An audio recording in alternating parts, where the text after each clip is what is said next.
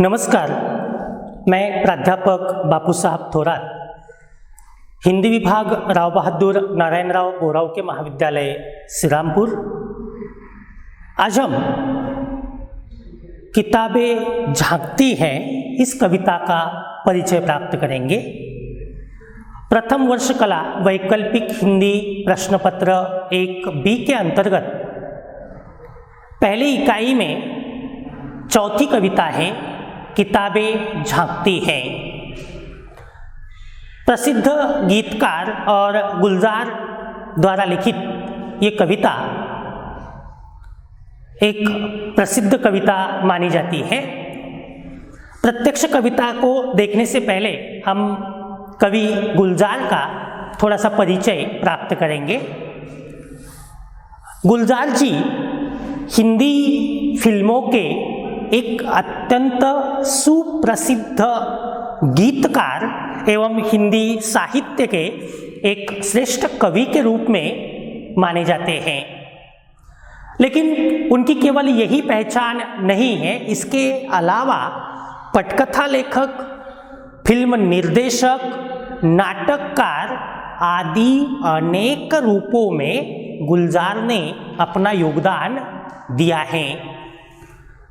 अगर हम गुलजार के जीवन को देखें तो उन्होंने केवल हिंदी में ही नहीं, हिंदी के अलावा ब्रज, खड़ी बोली, मारवाड़ी, पंजाबी, हरियाणवी आदि भाषाओं में भी साहित्य रचनाएं की है। इतना ही नहीं, उन्हें हिंदी में विशिष्टतः एक त्रिवेणी नाम का एक छंद है, इस छंद के सर्जक या इस छंद के निर्माता के रूप में भी जाना जाता है। वैसे गुलजार जी का मूल नाम संपूर्ण सिंह कालरा जी है। इनका जन्म 18 अगस्त 1936 ईस्वी में आज के पाकिस्तान के पंजाब प्रांत के दीना इस गांव में हुआ था। विभाजन के बाद इनका परिवार अर्थात इनके पिताजी माखन सिंह तथा इनकी माता का नाम सुजान कौर था। वैसे इनकी माताजी इनके पिता की दूसरी पत्नी थी और उनकी दूसरी पत्नी के निराला जी इकलौती संतान थे। भारत पाकिस्तान विभाजन के बाद उनका परिवार पाकिस्तान छोड़कर पंजाब में विशेषतः अमृतसर में आकर बस गया था, लेकिन वहाँ उपजीविका का कोई साधन न होने के कारण गुलजार जी ने बचपन में ही मुंबई का रुख किया। मुंबई में आने के बाद उन्होंने वर्ली में एक मोटार गैरेज में मैकेनिक के रूप में काम करना शुरू किया। यहीं पर जब खाली समय मिलता था तो वह थोड़ी सी कविताएं वगैरह लिखने थे। इससे बचपन में से ही उनके मन में लेखन के प्रति एक रुचि निर्माण हुई है। इसी गैरेज में फिल्मों से संबंधित अनेक लोग आते थे, जिनमें ऋषिकेश मुखर्जी, बिमल राय, हेमंत कुमार जैसे बड़े निर्देशक जो है, इनसे इनकी पहचान हुई और इसी पहचान से आगे चलकर उन्होंने इन बड़े निर्देशकों के साथ सहायक निर्देशक के रूप में काम किया। विशेष रूप से बिमल राय, ऋषिकेश मुखर्जी, हेमंत कुमार जैसे अनेक दिग्गज निर्देशकों के साथ सहायक के रूप में गुलजार जी ने शुरुआत में काम किया है। 1971 ईस्वी में उन्होंने बिमल राय जी की फिल्म बंदगी के लिए पहला गीत लिखा है और यहीं से एक गीतकार के रूप में उनका जीवन शुरू हुआ।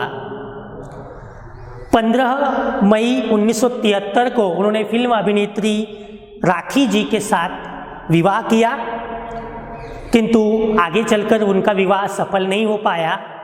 उनकी बेटी मेघना गुलजार, जो आज फिल्म निर्देशन के क्षेत्र में ही काम कर रही है, बतौर निर्देशक के रूप में गुलजार जी ने मेरे अपने, ये 1971 में फिल्म आई थी, इसका निर्देशन किया है। ये उनकी बतौर निर्देशक के रूप में पहली फिल्म है। निर्देशन के साथ साथ संवाद, पटकथा लेखन आदि अनेक क्षेत्रों में उन्होंने काम किया है और अनेक प्रसिद्ध या हिट फिल्मों में उन्होंने अपना योगदान दिया है, जिनमें आशीर्वाद, आनंद, खामोशी जैसी उनकी अनेक फिल्में काफ़ी लोकप्रिय रही हैं। इसके अलावा ओमकारा, रेनकोट, पिंजर, दिल से, आंधी, दूसरी सज़ा या दूसरी सीता, इजाज़त जैसी अनेक फिल्मों में उन्होंने गीत लेखन जो है वो किया है। और इतना उनकी सबसे बड़ी खासियत ये है कि 2009 में जय हो ये जो गीत उन्होंने लिखा था, जो स्लैम डॉग मिलीनियर नामक फिल्म में आया था, इस गीत के लिए उन्हें ऑस्कर पुरस्कार प्राप्त हुआ है और यह पुरस्कार पाने वाले वे पहले भारतीय बने हैं। ये इसके अलावा मिर्ज़ा गालिब, तहरीर, मुंशी प्रेमचंद आदि जो टीवी पर श्रृंखलाएं बनी थी, इन टीवी श्रृंखलाओं का निर्देशन का काम भी गुलजार जी ने किया है। एक साहित्यकार के रूप में भी विभिन्न भाषाओं में, विभिन्न साहित्य प्रकारों में लेखन कार्य उन्होंने किया है। जानम, एक बूंद चांद, रात पश्मीने की, पुखराज, 15/5/75, प्लूटो, यार जुला है, रात, चांद और मैं जैसे उनके अनेक कविता संग्रह प्रकाशित हुए हैं। दो लोग नाम का उनका उपन्यास भी प्रकाशित हुआ है। चौरस रात, जीना यहाँ, ड्योढ़ी रावी पार जैसे कहानी संग्रह प्रकाशित हुए हैं। छैया छैया, मेरा कुछ सामान, ये उनके फिल्मों के गीत संग्रह प्रकाशित हुए हैं। खराशे नाम का एक मंजरनामा या सफ़रनामा भी प्रकाशित हुआ है। उन्हें अनेक पुरस्कार और सम्मान मिले हैं, जिनमें साहित्य अकादमी पुरस्कार उन्हें 2002 में प्राप्त हुआ। 2004 में भारत का एक वरिष्ठ नागरिक पुरस्कार पद्म भूषण से उन्हें नवाजा गया है। स्लैम डॉग मिलीनियर में ऑस्कर पुरस्कार की बात तो हम पहले कर चुके हैं, ये ऐसा पुरस्कार पाने वाले वे पहले भारतीय बने हैं। 2009 में ही उन्हें ग्रैमी पुरस्कार, जो फिल्मों के क्षेत्र में काफ़ी सर्वश्रेष्ठ या ऑस्कर के बाद दूसरा सर्वश्रेष्ठ पुरस्कार माना जाता है, ये भी उन्हें प्राप्त हुआ है। भारत में फिल्मों के दृष्टिकोण से दिया जाने वाला सर्वश्रेष्ठ पुरस्कार माना जाता है फिल्म फेयर। ये फिल्म फेयर पुरस्कार उन्हें गीत लेखन के लिए अनेक बार प्राप्त हुआ है, जैसे 1977, 79, 80, 83, 88, 91, 98, 2002, 2005, 6, 11, 13 आदि वर्षों में उन्हें ये पुरस्कार जो है वह प्राप्त हुआ है। लगभग 11-12 बार ये पुरस्कार उन्हें मिला है। इसके अलावा फिल्म के क्षेत्र में दिया जाने वाला भारत का एक सर्वोच्च नागरिक पुरस्कार दादा साहब फाल्के सम्मान, ये भी उन्हें 2013 ईस्वी में प्राप्त हुआ है। तो इस प्रकार से हम देख सकते हैं कि गुलजार जी ने हिंदी फिल्म और साहित्य के क्षेत्र में बहुत बड़ा योगदान दिया है। उनकी ही ये एक प्रसिद्ध कविता है, किताबें झांकती हैं। वैसे इस कविता का पूरा नाम है किताबें झांकती है बंद अलमारी के शीशों से।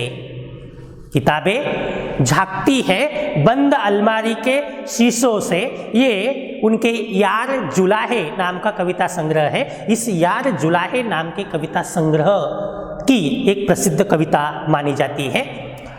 इस कविता में कवि ने वर्तमान जीवन में किताबों के कम हो रहे महत्व पर चिंता प्रकट की है।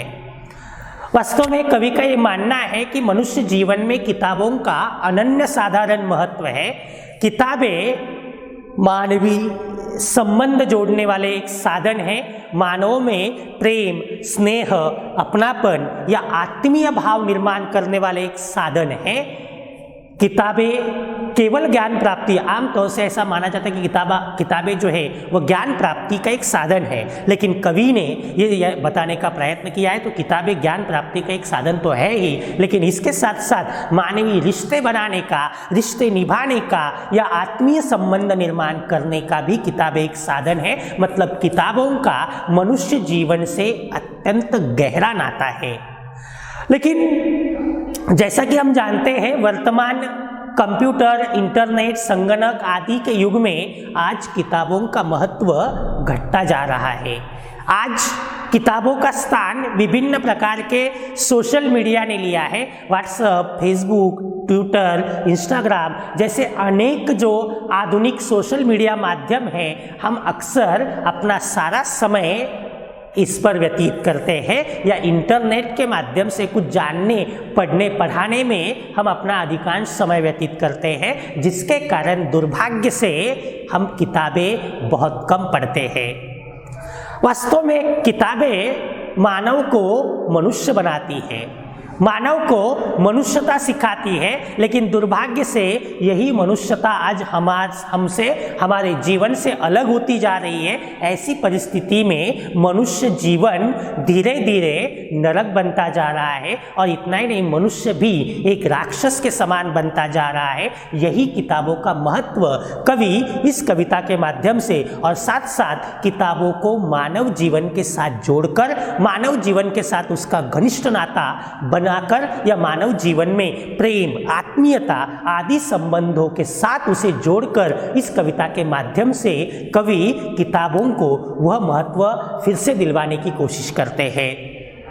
वास्तव में कवि का ये मानना है कि चाहे कोई भी युग आए, चाहे परिस्थिति कितनी भी बदल जाए, किताबों का अपना महत्व है। लेकिन दुर्भाग्य से आज किताबें ग्रंथालयों में पड़ी हुई है, बंद अलमारी में पड़ी हुई है, बंद अलमारी से देख रही है कि शायद कोई हमें पढ़ने वाला मिलेगा। लेकिन आज स्पर्धात्मक युग में, आज की इस भागदौड़ में हमें किताबों की ओर देखने का, उन्हें पढ़ने का समय ही नहीं मिल पाता है और यही आज हमारे सबसे बड़ी एक नुकसानदायक चीज़ हम मान सकते हैं। और इसी बात को व्यक्त करने का प्रयत्न और किताबों के माध्यम से मानवीय संबंधों को व्यक्त करने का प्रयत्न कवि इस कविता में करते हैं। कैसे हम कविता को देखते हैं, उसके भावार्थ को समझते हैं। किताबें झांकती हैं बंद अलमारी के शीशों से, किताबें झांकती है बंद अलमारी के शीशों से, बड़ी हसरत से तकती है।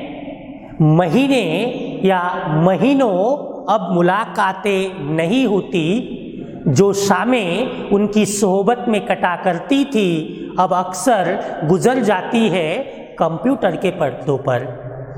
तो कवि शुरुआत में ही बताते हैं कि किताबें आज बहुत परेशान है, न केवल मनुष्य, किताबें भी परेशान है, किताबें भी दुखी है और अलबंद अलमारी में पड़ी हुई बड़ी हसरत के साथ वह ताक रही है, वह देख रही है कि शायद उन्हें कोई पढ़ने वाला मिले।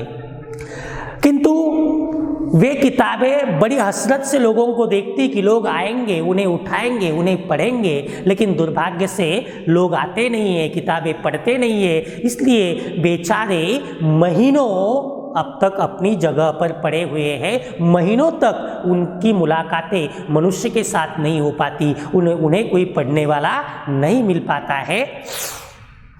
इस संदर्भ में कवि वर्तमान जीवन के इस तथ्य को बताते हैं कि आज ऐसी स्थिति आ गई है कि पहले आमतौर से लोग रात में खाना खाने के बाद किताबें पढ़ते थे, लेकिन आज इस कंप्यूटर या टेलीविज़न, संगणक आदि के इस युग में या मोबाइल के इस युग में आज किताबों का पढ़ना लगभग बंद हो गया है। आज लोग मोबाइल खेलने में या बाकी चीज़ों में ज़्यादा रस ले रहे हैं। ऐसी परिस्थिति में कवि कहते हैं कि जो शामें पहले किताबों के साथ कटा करती थी, किताबों के साथ गुजरती थी, आज वही कंप्यूटर के पर्दों पर गुजरती है, जिसके कारण किताबें बहुत दुखी है या किताबें जो बड़े हसरत से चाहती है कि कोई आए, उन्हें पढ़े, उन्हें देखे, लेकिन कोई भी आज इन किताबों को पढ़ने वाले नहीं मिल पाते हैं।